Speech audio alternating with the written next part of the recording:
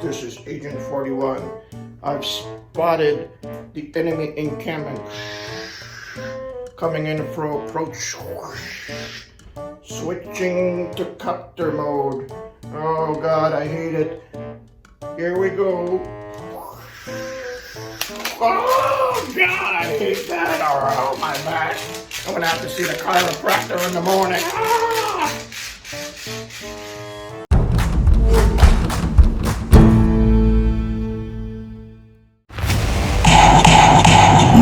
SOG.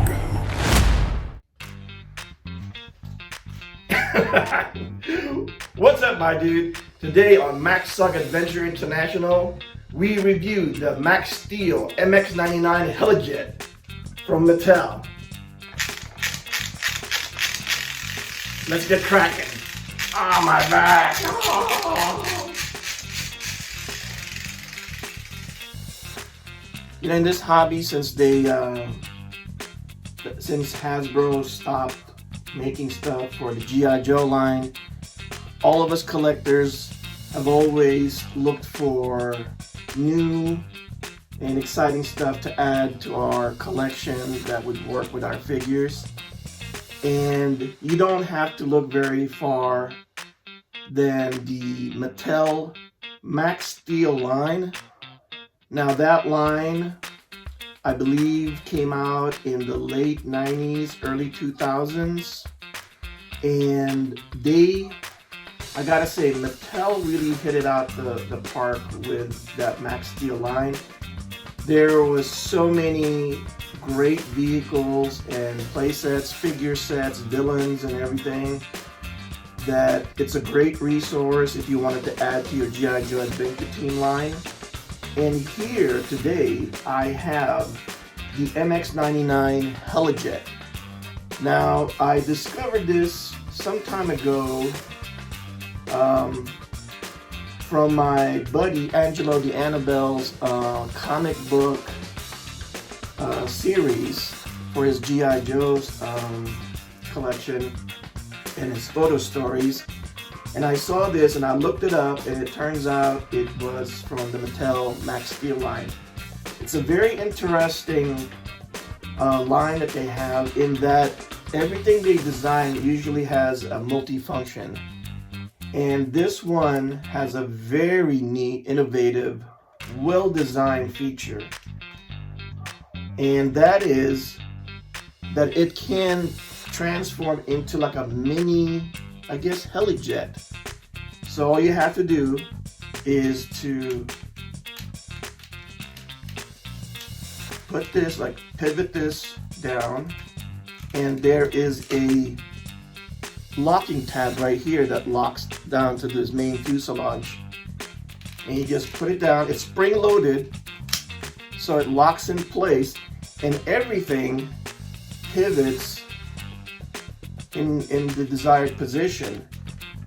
And you have the wings that can pivot both ends, and there is a pretty strong missile launching system that I was surprised to see.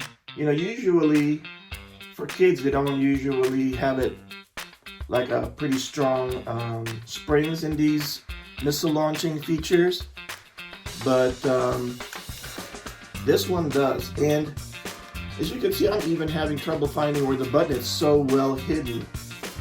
Let's see, where the hell is it? Oh, right there, I think. Okay.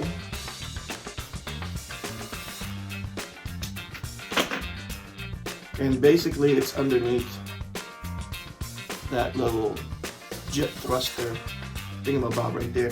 And now, here's another interesting thing.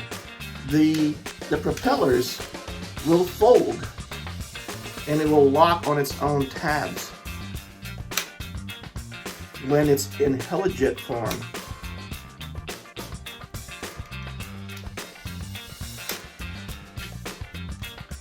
And now you're in complete helijet.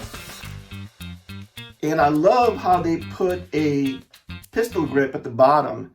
That I think is a great feature, especially if you're a little kid. You don't have to hold this, you know, in like an awkward way. I mean, you can just, you know, just maneuver it and everything.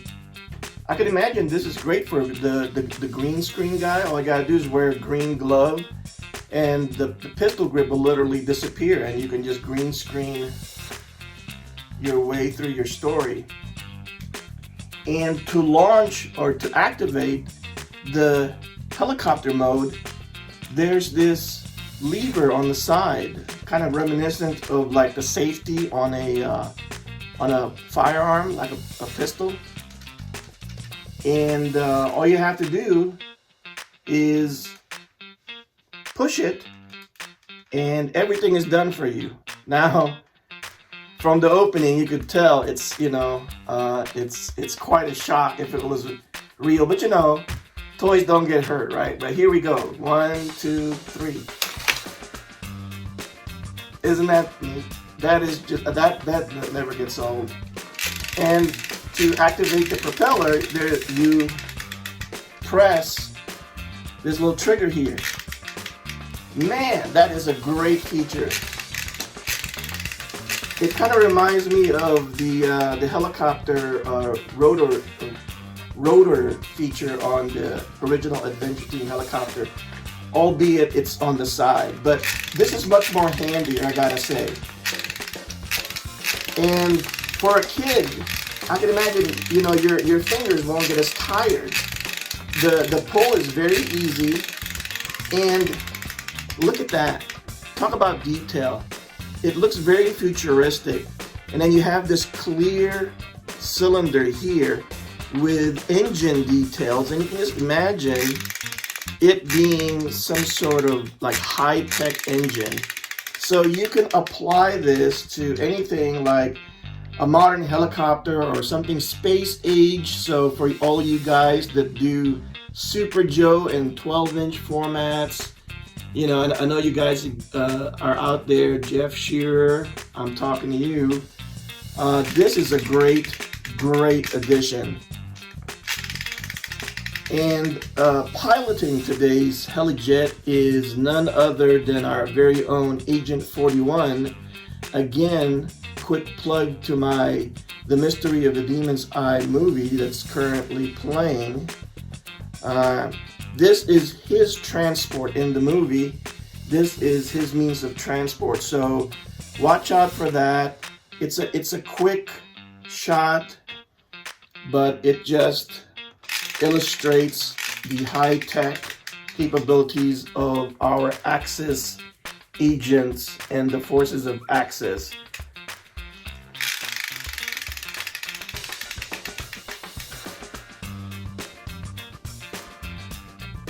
Now, if you're lucky enough to get this still in the box, which by good fortune I was able to twice, and I will tell you that in a minute, this is what the box looks like.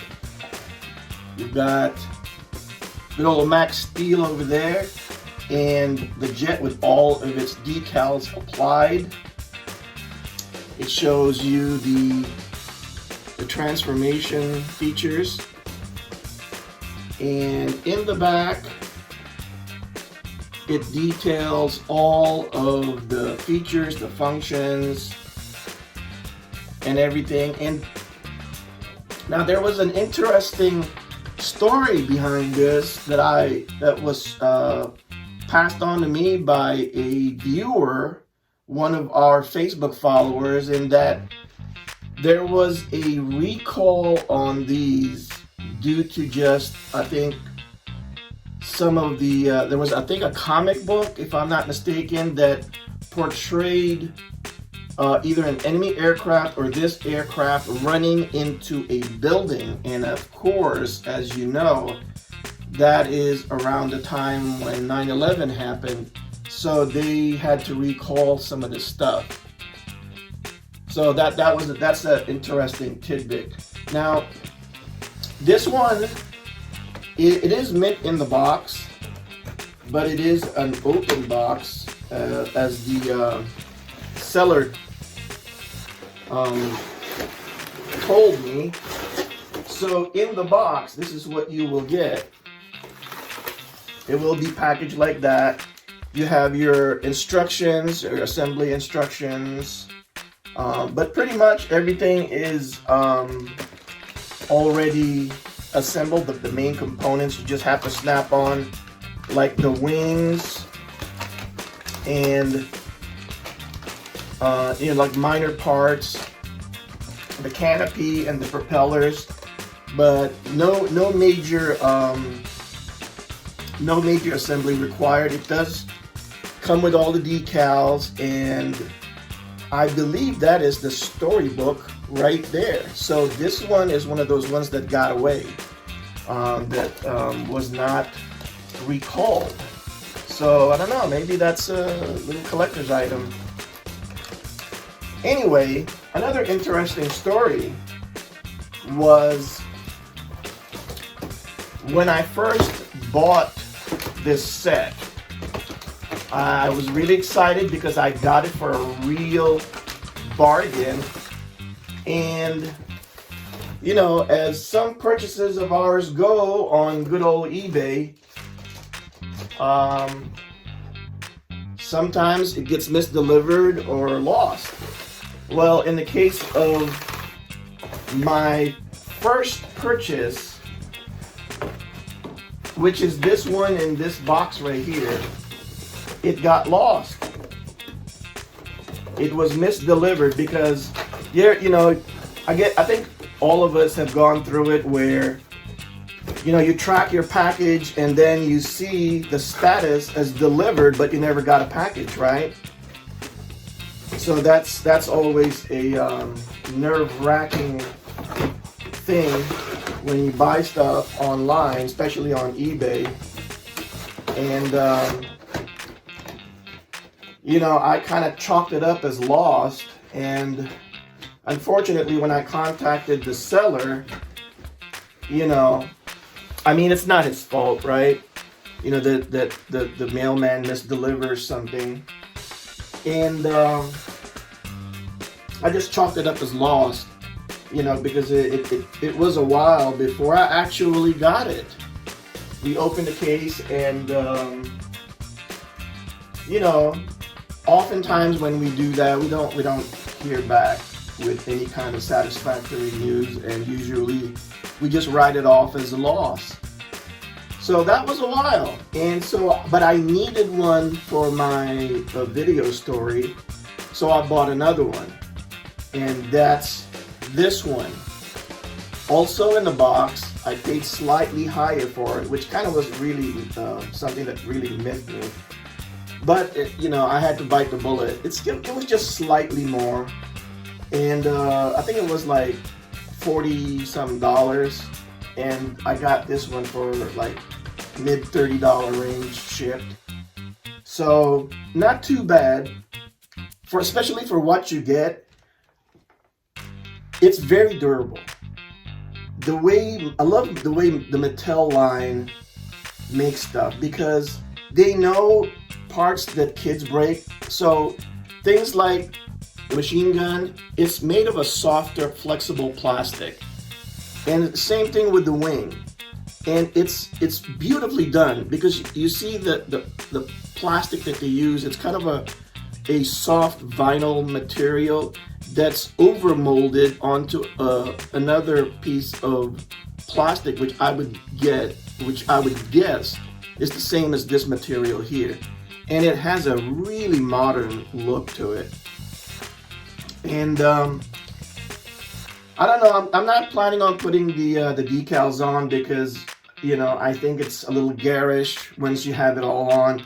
So I'm just gonna put, like, you know, a couple of like logos for the Axis symbol, which is similar to what's on his shoulder there. And we'll call it a day. That also affords me, you know, the option of just removing it and changing, you know, livery, you know, in case I want to, you know, have it be an adventure team or whatever kind of faction that it joins. Anyway, I'm going to cut it real quick, and I'm going to show you size comparisons to familiar vehicles that we already have. So here is the very iconic Adventure Team helicopter, and as size comparison, here is the Max Steel Helijet, right next to each other.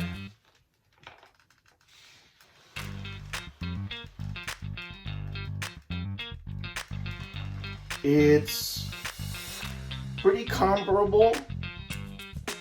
The propellers are a lot longer on the yellow helicopter, as you can see.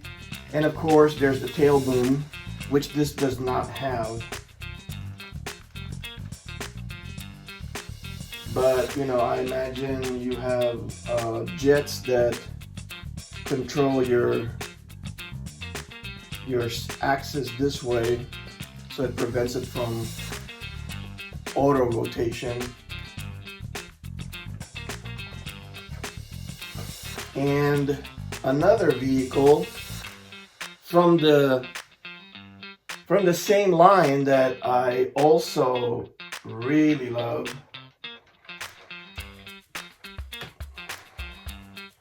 is the MX-99. Here is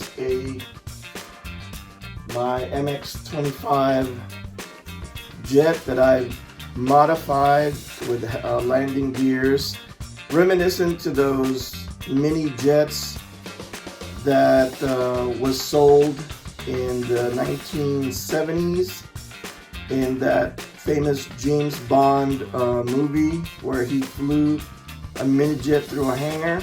I don't know if you recall that, but as a size comparison, let's see, you can fit everything in the shot.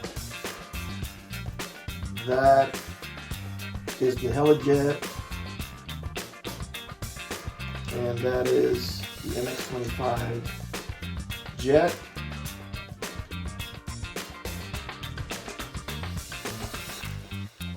I love this line because it's so solidly built, and the way the parts are, they designed it for play. I think it's from an era where toy companies still made toys for kids. And what I'm talking about is things like this machine gun that would normally probably break, but because it's made of a softer plastic, it doesn't. Same thing with the missiles.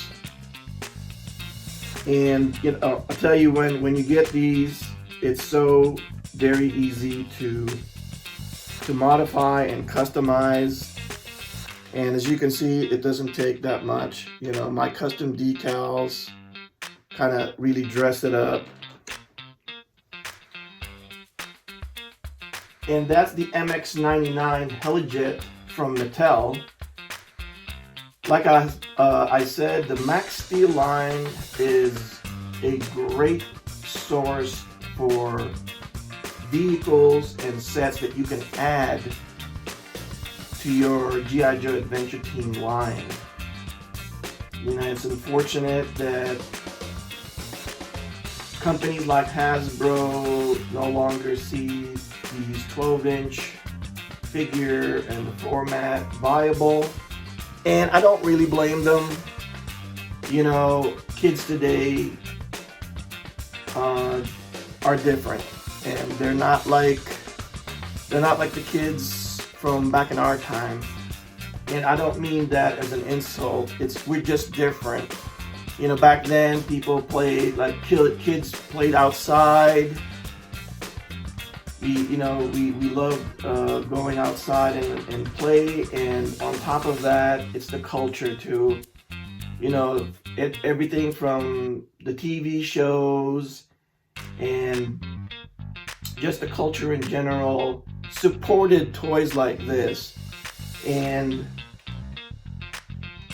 as a toy company, I could see why they don't make, you know, toys like that anymore. There's just no money in it, you know. There's no profit in it. And of course I understand that, because I've been in that position before. If there is no money as a company, you are there to make money and profit. And you know, so I don't really blame Hasbro. You know, I no longer see it as them abandoning us. It's just the way it is. You know, if there's no money in it, you can't. You know, it's a tremendous amount of money to injection mold all of this stuff. It is a lot of money. So if there's no profit, that could spell the end of your company. You know, if you make something, you know, that, like for small toy companies like me, like mine, you know, I can afford to do stuff because I love it. Companies like Hasbro can't do that.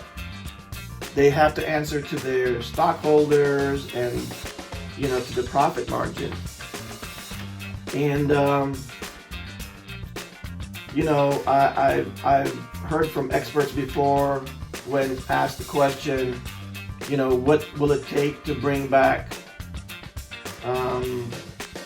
the 12-inch line for G.I. Joe? And the gentleman said, money. And I'm like, no, it's not money. That's a given. You know, it's the demand. It's the demand for it. You know, even though you own G.I. Joes and you have your kids play with it, it won't matter. You know, you can't expand the hobby that way, because unless you give it to everybody's children, you know, playing is a social thing for kids, as you know. And unless, you know, if your friends aren't playing with the same toys you're playing because they don't have access to it, you're not going to promote the hobby. And the fact is, kids just don't play with toys like this anymore. They've got their phones, they've got their games, you know. Even the cartoons that kids watch today is nothing like what we watched back in the 1970s or, you know, or the 60s. But anyway, I've made this video long enough, and if you have stuck this far, I know I make a lot of videos that are long, and I thank you for, you know, sticking with me to the end. And if you want a MX-99 Helijet, you can still get them in places like eBay, Amazon, and sometimes Etsy. They're still going for a decent price, but as more of us review this, I suggest you get yours now. Anyway, this is Robert for MaxSOG Adventure International. I'll see you guys on the next video.